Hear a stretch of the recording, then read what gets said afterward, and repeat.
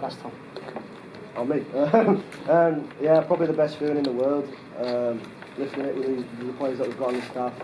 We've been working so hard for the past 5 years to be able to get to this point, and it's so good knowing that all that hard work has paid off. I know Seb is probably one of the hardest working players we've got on this team, and it's nice to see that you've got what you deserve, mate. Here's the joy finally, Seb. Pardon? Here's the joy compared to 5 years ago. Definitely. I was crying my eyes out when that whistle blowed. We finally win. Revenge for 5 years ago, definitely.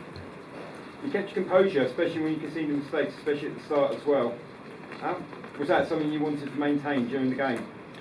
Yeah, we talked before the game about earning the right, and I think we did that very well. We made an error quite early, and then from there on we just started playing our game, earning the right, not taking too many risks, and we got there in the end. And Tom Coyd, like try by Jack Brown in the first half, gave you momentum into the second half. What did you say to the boys at half time?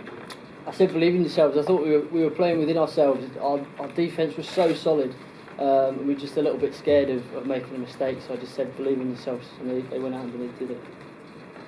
Tom, what was going through your mind when that you saw the line out and what you do with 2 minutes to go? If I'm honest, I'm going to pass the ball.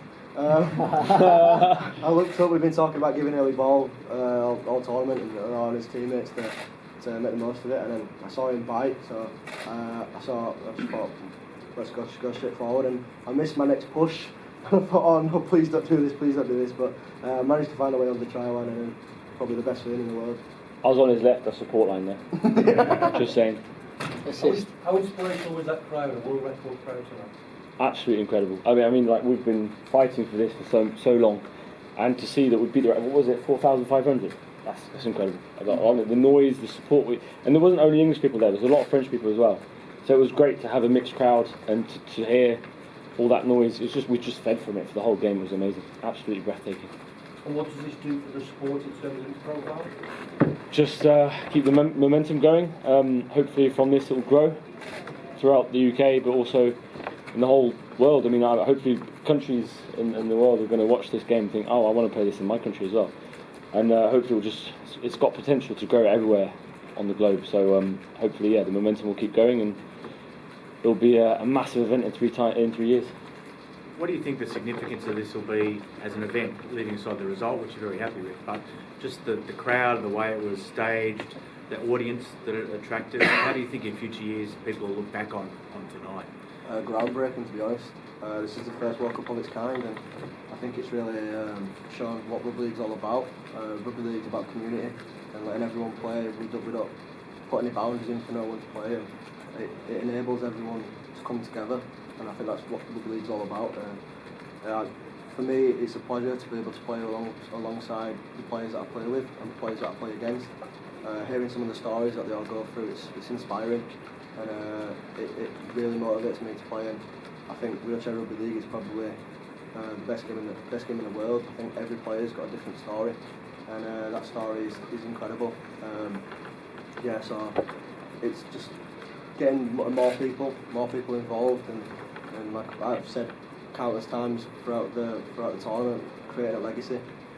We just want the future generation to come up and play the sport and grow the sport to a next level, and I think that's what's happened with this World Cup.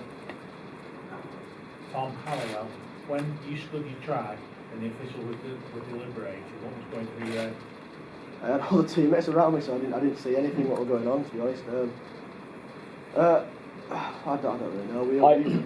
If you didn't, I was looking at them. I didn't understand what they could be talking about. It was just a simple carry right to the try line. There was no discussion really. Yeah, we just had to control the controllables, and I think that's what we did out there. And like I say, we control the controllables. We can only control how we play and what we do, and that's what we did. One for Tom Coyd and Seb. We used in the last sort of few minutes, like the rest of us in the press box and the rest of us in the centre, wondering what the hell was going on that touchline with the official. We've had a theme this tournament called Captain Sobel, which is a clip from Band of Brothers, and it was a metaphor for stuff going wrong, people trying to tear us down, and the Band of Brothers just stay connected. That's all we did. Have you got any thoughts on what was going on with the session? You didn't look very happy. I thought we performed incredibly well. I thought Ollie, the lead ref, was brilliant. He handled the pressure really well. Like that officiating team have never refereed in front of that many people. I think we've said a lot about how well the players have done, but the officials have done a brilliant job as well. The whole tournament, there's been the chat's been about what happens on the pitch between the boys with the balls, and that's the way it should be. So I can only speak highly of the officials. Yeah, so like you got to think in the men's and women's, they've got video ref and captain's challenge to be able to help them out, whereas in wheelchair you've just got a split decision to make that decision. So you have to really feel for the referees there on that one. But I think throughout the tournament the ref outstandingly. And they've let the game flow and let the rugby do the talking, and I think that's probably the best thing. Tom Coyd, where do you think the sport will go now? It's going to explode, isn't it? Everyone in this room is going to make sure that it does. And let's get rugby league out of the heartland. Let's let it stay there, but let's take it to America. Let's get it around the globe, because this wheelchair product, no one's ever seen it before. And it's so exciting. It's got different nuances to the running game. And take it to America, for example, they'll get excited about the running game. You get their attention with these wheelchairs and these players. You've got the buzz on now for 2025. You've got the crown. Everyone's going to be going for you. How do you feel the pressure on that?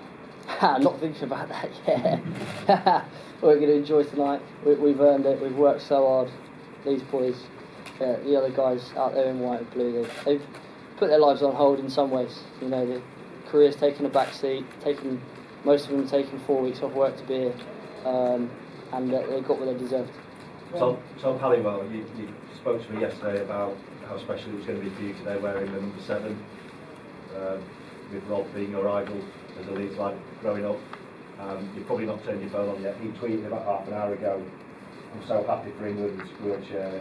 Tom, I'm honoured to be a role model for you growing up, but I'm not a World Cup winner like you are, mate. Congratulations." Oh, wow. How do you feel? Anyone got tissues? Special. My try was sort of recreated his from the grand final, except from his were 40 out and mine were what? 40. Yeah, those are such kind words, and it means a lot.